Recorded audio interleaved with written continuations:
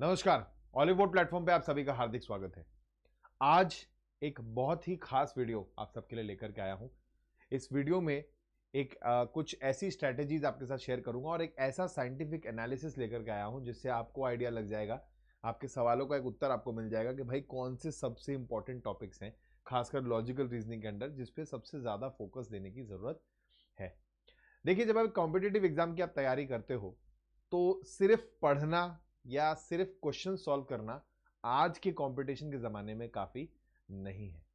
बहुत कुछ जो है वो डेटा पर निर्भर करता है और इसके लिए आवश्यक है कि आप पूरा एनालिसिस, आप जो है इस डेटा का पूरा अंडरस्टैंडिंग, पूरा निचोड़ निकाल करके एक तय स्ट्रेटेजी जो है बनाए, जिसके तहत, जिसको फॉलो करके आप जो है अपनी मंजिल तक पहुंच सकते हैं। तो सिर्फ पढ़ाई नहीं है, पढ़ाई आवश्यक है, प्रैक्टिस आवश्यक है, लेकिन साथ साथ में एनालाइज करके डेटा और एक सही स्ट्रैटेजी बनाना भी बहुत जरूरी है।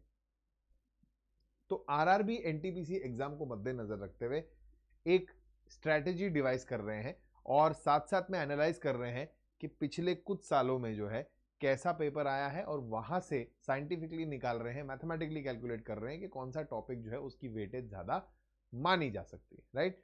तो आइए वीडियो को शुरू करते हैं और अंत तक जरूर देखिएगा ताकि सारी जानकारी आपको जो है एक साथ प्राप्त हो जाए, मिल जाए। अब सबसे पहली जब मैं बात करूंगा आपके सामने, तो यहां पे हम देखेंगे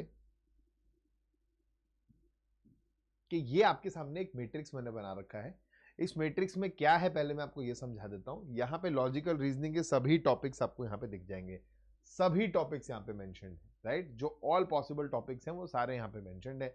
alphabet test, analogy, blood relations, coding, decoding, classification, cube, cuboid, clock, calendar, counting of figures, critical reasoning, dice, distance and direction, dictionary, logical arrangement, data sufficiency, embedded figure, fillers, inequalities, input output, logical Venn diagram, mathematical operators, mirror water image, order and comparison, paper cutting and folding, paper pattern completion, puzzle, ranking, series, syllogism, sitting arrangement. यानी A से लेके जो है alphabetical order में मैंने लगा दिए यहाँ पे जितने भी टॉपिक आपके मेजर टॉपिक्स हैं रीजनिंग के, वो सब यहाँ कवर्ड है। अब यहाँ पे 3 पेपर्स को जो है कंसिडर किया गया है। आरआरबी एनटीपीसी सीबीटी 2 जो ग्रेजुएट लेवल का पेपर है, 17 जनवरी 2017 को जो हुआ था, यानी 15 में जिसकी नोटिफिकेशन आई थी और 17 में जो एग्जाम हुआ था, ये उसकी बात है, सीबीटी 2 की बात हो रही है। आरआरबी एनटीपीसी सीबीटी 2 जो ग्रेजुएट लेवल का है, 9 मई 2022 को, जो 2019 में नोटिफिकेशन आया था, ये वो वाला एग्जाम है। और आरआरबी एनटीपीसी सीबीटी 1 4 जनवरी 2021 जो अभी हुआ है, ये उसका जो है आपके सामने लेख है, पूरा डिटेल है। ठीक है। अब इसमें क्या है, अगर आप वर्टिकली कॉलम को देखोगे तो ये हर टॉपिक में आया हुआ इस एग्जाम में कितने क्वेश्चंस थे वो जो है डेटा यहाँ पे आपके सामने कोलेट किया गया। तो अल्फाबेट टेस्ट में एक सवाल जो था वो सीबीटी 2 2017 में आया था और कोई भी सवाल कहीं और नहीं देखने को मिला है। एनालॉजी में से 3 सवाल जो है 2017 में, 2 सवाल 2022 में, 1 सवाल 2021 में देखने को मिला है। राइट, 2 सवाल।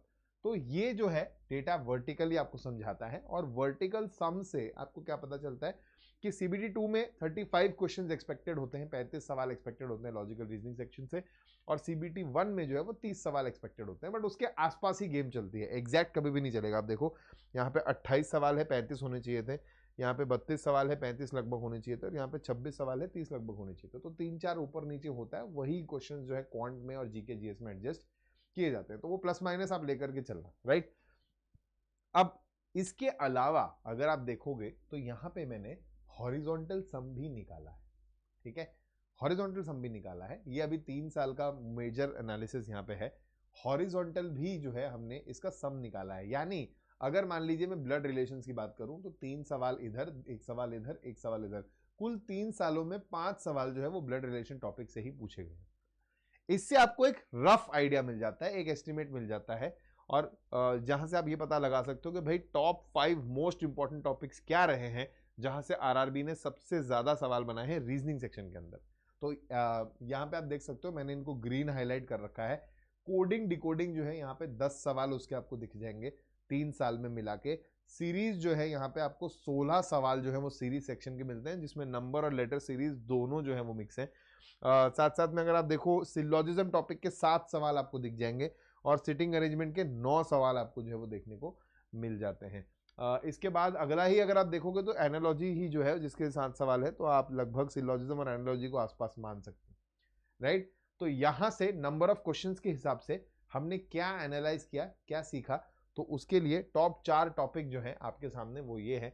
एक तो है सीरीज, नंबर और लेटर सीरीज। 16 सवाल जो है पिछले 3 सालों में 3 आरआरबी एनटीपीसी एग्जाम्स में सीबीटी 2 सीबीटी 1 मिला करके पूछे गए हैं। कोडिंग डिकोडिंग जो है वहां से 10 सवाल आपको देखने को मिले, यानी खासा इंपॉर्टेंस होल्ड करता है ये टॉपिक। उसके बाद सीटिंग अरेंजमेंट है, यहाँ से लगभग 9 सवाल आपने देखे हैं। और सिलोजिज्म और एनालॉजी इसको आप साथ में रख सकते हो, यहाँ से भी 7 सवाल देखने को आपको मिले हैं। तो ये टॉप 4 से 5 मोस्ट इंपॉर्टेंट टॉपिक्स हैं जो रीजनिंग के बिल्कुल 100% आपको करने ही करने हैं। तो अगर मैं रीजनिंग की बात करूं तो रीजनिंग में ये वाले टॉपिक्स आप पहले रेडी कर लीजिए, कंफर्म कर लीजिए और इसकी खासी प्रैक्टिस भी कर लीजिए। सीरीज में अक्सर बच्चे ज्यादा प्रैक्टिस नहीं करते हैं, ये सोच के कि भाई ये तो जो भी आएगा आएगा, आता होगा तो आ जाएगा, नहीं आता होगा तो नहीं आएगा। भाई अगर आप ज्यादा सवाल लगाओगे तो आपका दिमाग जो है वो ज्यादा खुलेगा, ज्यादा स्कोप बनेगा, ज्यादा लॉजिक्स आप क्लियर कर पाओगे और ज्यादा पॉसिबिलिटी बढ़ जाएगी आपके वो क्वेश्चन को देखे होने की और आपका आंसर निकाल पाने की। तो इन टॉपिक्स की जरूर बहुत अच्छे से तैयारी कर लीजिए, ये बहुत जरूरी है। इसके अलावा क्या टेक अवेज है यहाँ से कि अगर आप देखोगे तो कोई फिक्स पैटर्न नहीं है कि 30 ही सवाल आएंगे, 35 ही आएंगे, इसमें से इतना ही आएगा, इसमें से उतना ही आएगा। उस वजह से क्या है कि ये 4-5 तो इंपॉर्टेंट है, ये समझ में आ रहा है, पर बाकी सब इंपॉर्टेंट नहीं है या कम है ऐसा जरूरी नहीं है। तो बाकी भी कवर सब कुछ करना है, छोड़ना कुछ नहीं है। यहां तक कि जैसे कि अगर मैं अपनी सेशंस की बात करूं तो मैं जैसे क्यूब्स होता है, अब रेलवे में क्यूबॉइड का सवाल नहीं आता है, पर थोड़ा सा ब्रीफ हम क्यूबॉइड का भी दे देते हैं कि जैसे ऐसे भी सवाल आपको पढ़ने, इनपुट आउटपुट है, ज्यादा नहीं पूछता है, तो एक आध सवाल कभी आ गया होगा पास्ट में, तो उसको भी जो है कवर करवा दिया गया कि भाई इनपुट आउटपुट को भी कवर कर लो। कहने का मतलब है जो भी बेसिक चीजें हैं, क्योंकि इनइक्वालिटीज जो है वो काफी पॉपुलराइज हो गया है, तो ऐसे ही रैंडमाइज करना होगा। क्योंकि देखो रीजनिंग है, उसका कोई फिक्स ये नहीं है कि भाई यही 4 टॉपिक से सवाल पूछेगा वो ये सारे टॉपिक भी रीजनिंग के अंदर आता है। वन फाइन डे हो सकता है आपके सामने वो सवाल रख दे, तो इसीलिए prepare for everything, leave no stone unturned, ये चीज बहुत ध्यान से रखना। और तीसरी बात है लेवल जो है, अगर अभी तक आप देखोगे सवालों का लेवल, चाहे आप आरआरबी की एग्जाम की बात करो या किसी भी कॉम्पिटेटिव एग्जाम इस लेवल की बात करो, group B group C level की, ज्यादातर सवालों का लेवल जो है वो मेजरली इजी टू मॉडरेट की रेंज में होता है और उसमें इजी की तरफ ज्यादा होता है। कुछ सवाल होते हैं जो मॉडरेट होते हैं, लेकिन डिफिकल्टी लेवल बढ़ाने के लिए, मतलब डिफिकल्ट हो जाए बहुत पेपर, ऐसा कम देखने को मिला है। तो यहाँ सारा खेल जो है वो टाइम का है। सही समय लिमिट में, सही समय सीमा के अंदर अगर आपने सवाल लगा दिए, कट ऑफ क्लियर कर दिया, तो चांसेस काफी हाई हो जाते हैं कि आपका सिलेक्शन जो है वो हो जाएगा, कट ऑफ आप क्लियर कर लोगे। तो इस चीज का ख्याल आपको रखना जरूरी है कि आपकी तैयारी जो है शुरू में एटलीस्ट जिस लेवल पे आपका एग्जाम है उसे थोड़ी ही ऊपर या 1 या 2 नॉच ऊपर ही करके आप चलना। पर ऐसा भी ना हो कि बिल्कुल ही मतलब रेलवे की तैयारी करते करते बैंकिंग के सवाल लगने जा रहे हो या रेलवे की तैयारी करते करते कैट लेवल के सवाल बनाने जा रहे हो। जरूरत नहीं है, उसकी आवश्यकता नहीं है। वो एग्जाम डिफिकल्टी पे ज्यादा खेलते हैं, टाइम पे कम। कुछ एग्जाम डिफिकल्टी और टाइम दोनों पे खेलते हैं, कुछ एग्जाम डिफिकल्टी पे खेलते ही नहीं है, सिर्फ टाइम पे खेलते हैं। तो हर एग्जाम की अपनी रणनीति है, अपनी स्ट्रेटेजी है, उसी के हिसाब से तैयारी कीजिए, उसी के लेवल के आसपास की तैयारी कीजिए। अननेसेसरी जो है डिफिकल्ट क्वेश्चन सॉल्व करने से आप किसी को कुछ प्रूव नहीं करोगे। So don't waste your time. Question जितने रिपीट होंगे उतना स्वाभाविक तरीके से आपको आंसर उसका जो है मिल जाएगा। मतलब सवाल देखते ही आपके दिमाग में आएगा कि मुझे पता है मुझे इसमें क्या करना है, तुरंत आप स्टार्ट करके आंसर निकाल दोगे। रादर देन आप कॉन्सेप्ट पढ़ो, अप्लाई करना सीख जाओ, क्वेश्चन पढ़ो, फिर दिमाग लगाओ 5 मिनट के, अच्छा मतलब कुछ सेकंड की, भाई उसको ऐसे सॉल्व करना है, अच्छा ठीक है, फिर सॉल्व करो, फिर आंसर निकालो। वो फ्लो जो है उसको भी वहां पर भी समय बचाना है, और वो तब मुमकिन है जब आप इसकी अच्छी खासी प्रैक्टिस कर लो। अब देखो अगर आप जनरल स्ट्रैटेजी की बात करो, 6 महीने लगभग अगर किसी एग्जाम के लिए आप तैयारी करने बैठते हो, जनरल स्ट्रैटेजी है ये, तो 6 महीने के अंदर आपको कैसे डिवाइड करना चाहिए। तो पहले 4 से 5 महीने जो मेजर चंक है उसका, आप उसमें पहले तो क्या करो, जो एकदम ही शुरुआती वाला समय है उसमें तो बिल्कुल बेसिक्स तैयार करो। कैलकुलेशन कैसे करना है, एडिशन सब्ट्रैक्शन डिवीजन मल्टीप्लिकेशन को तेज कैसे बनाना है, स्क्वायर रूट क्यूब रूट कैसे निकालना है, रीजनिंग के अंदर सारे लेटर के वो याद कर लो, प्लेस वैल्यूज याद कर लो, रिवर्स प्लेस वैल्यूज याद कर लो, है ना। शॉर्ट ट्रिक्स की भी जरूरत नहीं है, आप ऐसे लिख करके भी याद कर लोगे तो धीरे धीरे आपके दिमाग में, जहन में बैठना शुरू हो जाएगा। तो ये तो शुरू के कुछ 1-2 हफ्ते 3 हफ्ते में कर लो। फिर जो है यहाँ से आप पूरा डिटेल में जाओगे, क्वांट रीजनिंग जीके जो है इसको पूरा बेसिक्स कवर करना है, साथ साथ में ग्रेडियंट प्रैक्टिस लगानी है। मतलब पहले थोड़े इजी लेवल के, फिर थोड़ा लेवल बढ़ाओ मॉडरेट लेवल के, फिर थोड़े डिफिकल्ट लेवल के, पर जो भी है एग्जाम के आसपास के लेवल का, उससे ज्यादा नहीं। तो इसके लिए आपको प्रीवियस ईयर क्वेश्चन जो है वो काफी काम आ जाते हैं। और इसके साथ में सेक्शनल मॉक्स लगाने, यहाँ पे टाइम आपकी बिल्डिंग होगी, यानी रफ्तार जो है आपकी धीरे धीरे, उसके ऊपर भी आपको काम करना जरूरी है। स्पीड और एक्यूरेसी का तालमेल ये तो आप सब जानते ही हैं। तो आपके लिए पहले एक्यूरेसी पे फोकस करना है, जितना 100% के पास आप पहुंच सकते हो आप पहुंच जाइए, मैक्सिमम एक्यूरेसी पे पहुंचिए, फिर आप स्पीड पे काम कीजिए, तो फिर वो बैलेंस बनाना आप सीख जाएंगे। इसके बाद साथ साथ में लास्ट के जो 1-2 महीने हैं इसमें आपको जो है फुल लेंथ मॉक है, तो एक साथ एक तरफ रिवीजन करते रहना है, लिमिटेड कंटेंट पकड़िए, उसी को रिवाइज करते रहिए। तो रिवीजन करते रहेंगे, साथ साथ में प्रीवियस ईयर क्वेश्चन तो देख ही रहे हैं, प्रीवियस ईयर पेपर्स के फॉर्म में दे रहे हैं उसको, ताकि आपको ये पता लगे कि भाई उस समय जब ये पेपर आया था तो क्या माहौल रहा होगा और कैसे जो है सही सोचना है, कैसे स्ट्रैटेजी सही बनानी है और किस टाइप का सवाल पूछा जा सकता है। और फिर फुल लेंथ मॉक अपने हिसाब से लगाइए। फुल लेंथ मॉक लगाने में शुरुआत में आपको ये सोचना है कि मॉक लगाने का मकसद ये नहीं है कि आपको ये फील करना है कि भाई मेरी तो गलतियां हो रही है, मेरा शायद सिलेक्शन ही नहीं होगा, या फाइनल एग्जाम के दिन यही मेरे हालात हैं, अगर अभी मेरे मार्क्स नहीं आ रहे तो तब क्या आएंगे, ऐसा नहीं सोचना है। मॉक सिलेबस खत्म कर लेने से ये नहीं हो जाता कि अभी मॉक में आप फुल स्कोर करोगे। अब मॉक की अपनी स्ट्रैटेजी, मॉक एक अलग लाइफ है, मॉक अपनी एक अलग दुनिया है। तो मॉक लगाना जब आप शुरू करोगे तो शुरुआती दौर में सिर्फ आपको ये एनालाइज करना है, एक इंडिकेटर की तरह काम करेगा, ये बताने में आपको कि भैया आपकी यहां पे कमी है। तो जो स्टूडेंट इसको समझ जाएगा कि उसकी यहां कमी है, वो दोबारा इस फेज में जाके रिवाइज करके उसको रेडी कर सकता है। अपनी कमियों को निकाल निकाल के आप जो है इंडिकेटर की हेल्प से मॉक लगा लगा के पता कर रहे हो कि अच्छा ये मुझे प्रॉब्लम आ रहा है, इसमें प्रॉब्लम आ रहा है, इसमें दिक्कत आ रही है, उसको रेडी करके तैयार करो, उसके अलग से प्रैक्टिस लगाओ, फिर से मॉक लगाते रहो और मॉक को फुल डिटेल में एनालाइज करो। कई बार जीके के ऐसे सवाल मॉक में आपको दिखते हैं जो आपने शायद पढ़े नहीं है, उनको नोट करना शुरू करो और हमेशा डिस्ट्रैक्टर ऑप्शंस पे काम किया करो। जीके में खास तौर पे अगर आपको 4 ऑप्शन दिए हैं तो एक ऑप्शन आपका करेक्ट आंसर होगा, जो 3 ऑप्शन है वो या तो उससे रिलेटेड है या क्यों आपको डाउट था उस सवाल में कि वो उससे रिलेटेड हो सकते हैं, उस सब के बारे में भी 2-2 लाइन में जानकारी आप रखो। एटलीस्ट मॉक दर मॉक आप जो है ये चीजें एक साथ एक इकट्ठा रख के रखने लगो, ताकि आपका जो है एनालिसिस का भी आपको फायदा मिलता रहे। वो तैयारी जो है वो ज्यादा स्ट्रीमलाइंड है। बहुत सारे सोर्सेज से अलग अलग पढ़ने से अच्छा है आप एक चीज को पकड़ के रिपीट करते रहो और उसी को एक स्ट्रीमलाइन जगह पे, छोटी सी जगह पे रख करके रिवाइज करते रहो। तो एनालिसिस जो है वो भी काफी आवश्यक इसमें होता है। मैं जनरल स्ट्रैटेजी की अगर बात करूं तो सबसे पहले अगर कोई शुरुआत कर रहा है तैयारी की, तो उसके पास 6-8 महीने हैं अभी और वो स्टार्ट कर रहा है, तो सबसे पहले ये पता होना जरूरी है कि वो पढ़ना क्या चाहता है, क्या पढ़ेगा, वो पेपर में आता क्या है और किस लेवल तक उसको जाना है, किस टॉपिक, किस सेक्शन, कौन सा इंपॉर्टेंट है, कौन सा नहीं है, ये सारी जानकारी आपको होनी चाहिए। अक्सर लोगों का पहला अटेम्प्ट, जो लोग ये सब पे टाइम नहीं स्पेंड करते हैं, पहला अटेम्प्ट तो ये सब समझने में ही निकल जाता है। You can not afford that, आप ये जो है अफोर्ड नहीं कर सकते हो। आपको ये सारी स्ट्रैटेजी, सारी रणनीतियां पहले से बना के समझनी पड़ेंगी। तो पहले तो आपको ये समझना है कि सिलेबस क्या है, फॉर्मेट क्या है। और अक्सर हमें गलती करते हैं, हम क्या करते हैं कि अच्छा सिलेबस है, ये मुझे पूरा करना है, चलो शुरू कर देते हैं, आज जीके पढ़ते हैं, कल मैथ्स पढ़ेंगे, फिर क्वांट, फिर रीजनिंग पढ़ेंगे, फिर इंग्लिश। इंग्लिश तो है नहीं।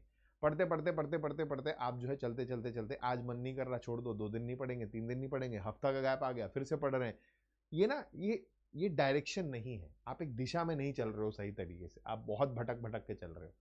इससे बेटर है आप अपना पूरा प्लान बना लो कि मेरा ये सिलेबस है, मुझे इस डेट तक इसको खत्म करना है। वो कैसे पता चलेगा कि भाई इस सिलेबस में मान लीजिए इतने लेक्चर्स मुझे देखने हैं या इतने मुझे पीडीएफ स्टडी करनी है, तो इसको रफली इतना टाइम लगेगा, जिसमें आप सारा आंकलन करोगे कि भाई ये पढ़ने में इतना समय, ये पढ़ने में इतना समय, तो ये रफली मुझे इतना टाइम इसको डेडिकेट करना है, इतना टाइम डिवोट करना है, इसके हिसाब से मेरी डेडलाइन ये निकल के आ रही है। ठीक है, इस डेडलाइन तक मेरा प्लान रेडी हो और फिर उस प्लान को मैं मंथली टारगेट, वीकली टारगेट और डेली टारगेट में ब्रेक करूं, तब जाकर के वो अचीव हो सकता है। और एक भी दिन ऐसा नहीं जाना चाहिए जो प्रोडक्टिव ना हो सकता है आपका मन नहीं कर रहा है पढ़ने का, तो किसी और तरीके से अपने दिमाग को आप इन्वॉल्व रखो, कैलकुलेशन की प्रैक्टिस कर लो, क्वांट की प्रैक्टिस कर लो, कुछ बहुत करना जरूरी है। हर दिन प्रोडक्टिव हो ये आवश्यक है, ध्यान रखना। टाइम टेबल बनाना है, उसके साथ स्ट्रिक्टली अध्ययन करना है, सारे सब्जेक्ट्स रोज पढ़ने हैं, सब्जेक्ट्स को इंपॉर्टेंस जो है वो देनी है। ऐसा नहीं है कि एक ही सब्जेक्ट फेवरेट है तो उसी को पढ़े जा रहे हैं, या एक ही से डर लग रहा है तो उसी को रिवाइज करते जा रहे हैं, बाकी सब छोड़ दिया है। आपकी स्ट्रेंथ भी आपकी स्ट्रेंथ तब तक बनी रहेगी जब तक आप उसको रिवाइज करते रहोगे, राइट। प्रोक्रेस्टिनेशन यानी टालना जो है आपको छोड़ना पड़ेगा कि कल करेंगे, परसों करेंगे, अभी नहीं मन कर रहा है, अरे यार 4 बजे करूंगा, अरे मंडे से स्टार्ट करूंगा, ऐसे मत कीजिए। ये बहुत ही नॉर्मल चीज है और ये प्रॉब्लम सब लोग झेलते हैं, सिर्फ आप अकेले नहीं जूझ रहे हो इससे। तो इसका मुख्य कारण होता है कि आप जो है, जो आपका टारगेट है उसको बहुत अनअचीवेबल तरीके से, बहुत विशाल काय मतलब उसको बड़ा बना करके देखते हो, और इसीलिए आपको जो है इंस्टेंटली फील होने लगता है नहीं इसको पुश करो, मुझे नहीं करना अभी है। तो उसको अवॉइड करने के लिए आप उसको ब्रेक डाउन करो, जैसा कि मैंने आपको बताया, टारगेट को छोटे टुकड़ों में तोड़ो और इसको अचीवेबल टारगेट्स बनाओ कि भाई अभी मुझे सिर्फ 3 दिन का फोकस लगाना है, 3 दिन में ये टॉपिक 50 क्वेश्चन के साथ खत्म करने, कर दिए, अपने आप को रिवॉर्ड करो। फिर अगले 4 दिन में मुझे इतना खत्म करना है, कर दिया, रिवॉर्ड करो, नहीं कर पाए 1 दिन एक्स्ट्रा लो, खत्म करो, रिवॉर्ड करो। तो ऐसे बैलेंस बना के चलना पड़ेगा। You have to be strict with yourself at times. Fundamental से शुरू करना है, कॉन्सेप्ट क्लियर करने हैं, ग्रेडियंट प्रैक्टिस फॉलो करनी है, ऑलरेडी बता चुका हूं। डिस्ट्रैक्शंस जितना हो सके अवॉइड कीजिए, बल्कि डिस्ट्रैक्शंस को अपनी स्ट्रेंथ बनाइए। आपका दिमाग जो है अक्सर जो है बहुत फ्री में जहां खुश होता है वो वहां ज्यादा जाना चाहता है, जहां वो मेहनत करनी पड़ेगी खुश होने के लिए वो उसको नहीं करना चाहता। देखो, अगर आपने एक टारगेट बनाया कि मुझे आज 100 सवाल लगाने, शाम तक अगर आपने 100 की जगह 150 लगा दिया, आपको अलग ही खुशी होने वाली है, पर उसके लिए आपको मेहनत करनी पड़ती है। वहीं अगर आपने 1.5-2 घंटे रील्स देख ली तो आप उतना ही खुश हो जाते हो कुछ देर के लिए, टेम्पररी।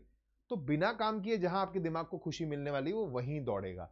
तो पहले तो ये डिस्ट्रैक्शन को अवॉइड करना है। अपने आप को कैसे आप रोक सकते हो, कैसे ये कंट्रोल ला सकते हो, इसके बारे में प्लान कीजिए और इसको एज अ रिवॉर्ड यूज कीजिए कि अगर मैंने 100 में से 50 सवाल 4 बजे तक लगा दिए तो आधे घंटे का ब्रेक लूंगा, उसमें कुछ रील्स या कुछ ब्रेक लेके कुछ भी कर सकता हूं मैं। फिर 5 बजे से फिर से पढ़ना शुरू किया, 4:30 से 5 से फिर से पढ़ना शुरू किया, फिर यहां तक अगर 50 सवाल लगा के 100 का टारगेट पूरा कर लिया तो फिर मैं फ्री हूं, मैं ये काम कर सकता हूं। एक रफ एग्जाम्पल है, इस तरीके से इसको रिवॉर्ड की तरफ आप प्रयोग में लाइए। एक काम एनवायरनमेंट में बैठना, जैसे यहाँ पर भी ये बैठा है, मैं अपनी तैयारी की समय की अगर बात करूं तो मैं भी ऐसा करता था। कई बार आप एक ही जगह, आप अपने टेबल पे, बेड पे, घर में बैठे बैठे उसी माहौल में पढ़ते पढ़ते जो है अक्सर बोर हो जाते हो। कुछ बच्चे बहुत स्मार्ट काम करते हैं, लाइब्रेरी ज्वाइन कर लेते हैं, रोज वहां जाते हैं, वहां पढ़ते हैं, बट वहां भी यार दोस्त बन जाते हैं, थोड़ा बहुत टाइम पास हो जाता है, कई बार आप खो जाते हो उसमें भी, नहीं हो पाती चीजें। Sometimes just change your environment. आप लाइब्रेरी मत जाइए, आप घर पे मत पढ़िए, आप अगर मौसम अच्छा है, शाम का समय हो रहा है या अर्ली मॉर्निंग का टाइम है, आप किसी पार्क में चले जाइए और वहां पे किताबें लेके बैठ जाइए, आराम से पानी वानी लेके बैठ जाइए। वो जो माहौल है ना, चिड़ियों का चहकना, सूरज की किरणों का आना, एक हल्की सी हवा का चलना, उस माहौल के अंदर जो पढ़ाई होगी, उस समय जो आप याद रखोगे चीजें, वो अलग ही मजा आपको, अलग ही हिट देने वाला है। तो ऐसे भी चीजों को अपनाइए, कीप एक्सपेरिमेंटिंग, कुछ ना कुछ नया करते रहिए, क्योंकि इंसान जो है उसकी फितरत है कि एक ही चीज को रटाई की तरह बार बार करता रहेगा तो वो बोर हो जाएगा, वो छोड़ देगा, वो थक जाएगा और वहीं से फिर से आएगा प्रोक्रेस्टिनेशन कि यार नहीं करना, छोड़ो कल करेंगे। तो उसको अवॉइड करने के लिए नोवेल्टी लाते रहिए, कहीं ना कहीं मिक्सचर में कुछ ना कुछ नया कीजिए, राइट। कुछ नहीं तो कमरा ही बदल दिया, रूम बदल दिया, कहीं और चले गए, बालकनी में बैठ के पढ़ लिया, छत पे बैठ के पढ़ लिया, कुछ चेंज कर लिया, टॉपिक बदल दिया, अभी नहीं पढ़ना है इसको, छोड़ो कुछ और पढ़ लेते हैं। लेकिन ना, ऑल्टरनेटिव में भी पढ़ाई आनी चाहिए। और चलते चलते रिवाइज करो, कहीं जा रहे हो तो चलते चलते कुछ पूछ लिया, अपने आप से रिवाइज करते चले गए, अपना ही टेस्ट खुद ही ले रहे हैं, ऑडियो बना लिया अपने ही लेक्चर का, मतलब खुद ही बोल रहे हैं, बोल बोल के पढ़ रहे हैं और उसका ऑडियो बना लिया, उसी को वापस सुनते जा रहे हो। तो ऐसी बहुत चीजें हैं और ये बेटर होगा कि आप अपने एंड से भी देखिए कि आपको कौन सा जो है बेनिफिशियल लगता है, वहां से जो है स्ट्रैटेजी आपको काफी हेल्प करेगी। अब अगर मैं सब्जेक्ट वाइज बात करूं, जैसे क्वांट की बात करूं, कुछ बच्चों के लिए एनसीईआरटी काम आती है, कुछ बच्चे डायरेक्ट पढ़ना शुरू कर देते हैं, आपके हिसाब से आप कर सकते हो, कोई दिक्कत नहीं है। पर अगर आप बिल्कुल फंडामेंटल्स पे चले जाते हो, समय थोड़ा ज्यादा लगेगा, पर उसके बाद जो क्वांट आप पढ़ोगे, जो रीजनिंग आप पढ़ोगे, अलग ही लेवल हो जाएगा। रीजनिंग तो चलो आप फिर भी पढ़ लेते हो, ये क्वांट के लिए विशेषकर मैंने यहां लिखा था कि अगर आप बिल्कुल फंडामेंटल से पढ़ लो, ये मैं उन बच्चों के लिए बोल रहा हूं जो बिल्कुल बिगिनर है, शुरुआती कॉन्सेप्ट फंडामेंटल लेवल से करना सीखो, इक्वेशन बना के कैसे सॉल्व करते हैं वो सीख लो, थोड़ा समय ज्यादा लगेगा, पर एक बार आप उस लेवल को क्लियरली समझ जाओगे तो आपको पता चलेगा कि शॉर्ट ट्रिक आपका कितना समय बचा रही है, कहां लगनी चाहिए और वो शॉर्ट ट्रिक लग क्यों रही है, उसके पीछे की मैथ्स क्या है। अगर इस तरह से सोचना शुरू कर दिया ना, जो क्वांट का डर है वो जड़ से उखड़ जाएगा बिल्कुल। और साथ साथ याद रखिएगा, प्रैक्टिस बहुत आवश्यक है। एक टॉपिक आज अगर आपने पढ़ लिया, मान लीजिए रीजनिंग से आज आपने कोडिंग डिकोडिंग समझ लिया, आज क्लास में हर एक फैकल्टी के पास भी एक लिमिट होती है, 1 घंटे की क्लास है, 2 घंटे की क्लास है, 50 सवाल लगवा लिए, 60 सवाल लगवा लिए, उसके बाद क्या, उसके बाद मैं अगला टॉपिक पढ़ा दूंगा आपको। तो आपका काम है कि आप अपनी तरफ से 100-200 सवाल खुद लगाओगे, तब आपके अंदर वो पूरी तरह से बैठ जाएगा, आपके दिमाग को सारे रूल्स याद हो जाएंगे, कैसे कब किसको कैसे अप्लाई करना है वो बैठ जाएगा दिमाग में। तो वो आवश्यक है, उसको भी जो है सोच करके चलना है। डिफिकल्ट टॉपिक्स को पहले टैकल कीजिए, इजी वालों को बाद में आप कर सकते हैं, राइट। तो ये भी आप जो है ध्यान में रख सकते हो, ये भी थोड़ी सी एक इजी स्ट्रेटेजी है जो आपको हेल्प कर देगी।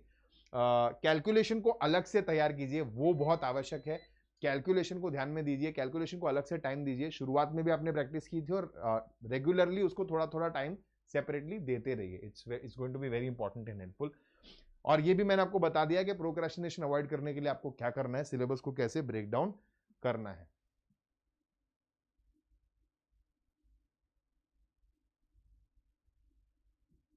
अब इस पे अगर हम फोकस करेंगे तो ये क्वांट के लिए है, आप शॉर्ट ट्रिक्स याद रखेंगे, परसेंटेज निकालना है फ्रैक्शन बना के, वैदिक मैथ्स पढ़ना है, कैलकुलेशन जो है वो तेज करनी है, कैसे काम करना है ये आपको देखना है। चेंज को जो है एम्ब्रेस करना है, यानी कुछ भी बदलना है। मान लीजिए आप मल्टीप्लिकेशन करते हो अपने नॉर्मल तरीके से, ठीक है, आपका जो नॉर्मल मेथड है 2 digit into 2 digit, 3 digit into 3 digit, आप नॉर्मल मल्टीप्लाई करते हो बड़ा सा टेबल बना के, जैसे भी 0 0 या x x लगा के, और वो मेथड इतने सालों की आपको प्रैक्टिस हो गई कि आप छोड़ना ही नहीं चाहते उसे, राइट। तो नया कुछ सीखोगे भी तो भी आपको बदलना नहीं है, आपको लगता है नहीं नहीं वही ठीक है। आप थोड़ा पुश करो, प्रैक्टिस करो, ये मेथड ज्यादा तेज लगने लगेंगे आपको। तो वैदिक मैथ्स का सहायता ले सकते हो, फास्टर ट्रिक्स की सहायता ले सकते हो, but be sure that you have to change. इस चीज को आप ध्यान में रखिए। प्लेस वैल्यूज याद रख लीजिए, फॉरवर्ड और रिवर्स ऑर्डर में इंग्लिश प्ले अल्फाबेट्स की, परफेक्ट स्क्वायर और क्यूब्स याद कर लीजिए। और practice the art of letting go का अर्थ है कि अगर कोई टॉपिक आपका फेवरेट बन गया है ना, कई बार होता है ऐसा कि भाई मुझे सिलॉजिज्म बहुत पसंद आ गया, सिलॉजिज्म का ही टेढ़ा सवाल डाल दिया एग्जामिनर ने, क्योंकि उसको पता है ज्यादातर बच्चों को पसंद होगा। होगा क्या, एग्जाम में उसको लेकर के नहीं बैठना, रट नहीं लगानी है, क्या छोड़ना है ये समझना भी बहुत आवश्यक होगा कि भाई 40 सेकंड 30 सेकंड एक समय एक क्वेश्चन को दे दिए, नहीं बन रहा है, छोड़ो आगे बढ़ो, है ना। तो ये सारी चीजें अगर आप अपने ख्याल में रखेंगे, अपने जहन में रखेंगे, अपने ध्यान में रखेंगे, स्ट्रैटेजी डिवाइस करेंगे, और ये भी है ऐसी बहुत स्ट्रैटेजीज आप खुद अपनी तरफ से तैयारी करते करते सीखेंगे, समझेंगे। इन सारी चीजों को साथ साथ नोट करते जाइए, चलते रहिए, स्ट्रैटेजी डिवाइस करते रहिए, ऐसे एनालिसिस निकालते रहिए। बाकी सब्जेक्ट्स का आप खुद अपनी तरफ से कर सकते हो, मैं रीजनिंग का लेकर के आया हूं आज। तो इन चीजों से ये फायदा होगा कि आप तैयारी, पढ़ाई और प्रैक्टिस के अलावा भी एक इनपुट डालेंगे अपने आप को तैयार करने के लिए, बेहतर बनाने के लिए, और वो ही ओवरऑल जो है आपकी सिलेक्शन जो है वो निश्चित करेगा। तो अगर आप बॉलीवुड प्लेटफॉर्म पे पहली बार आए हैं तो जरूर इसको सब्सक्राइब कर लीजिए चैनल को, ताकि ऐसी ही मजेदार कंटेंट हम जब आपके लिए लाएं तो आपको टाइम टू टाइम अपडेट मिलता रहे और आप कुछ भी मिस जो है वो ना करें। वीडियो अगर आपको पसंद आया तो डेफिनेटली लाइक कीजिएगा, और लास्ट तक देखने के लिए बहुत बहुत धन्यवाद। ऐसी मजेदार वीडियोस जो है मैं आपके लिए लाता रहूंगा, चैनल के साथ बने रहें। Thank you so much for watching. नमस्कार, बाय बाय, जय हिंद।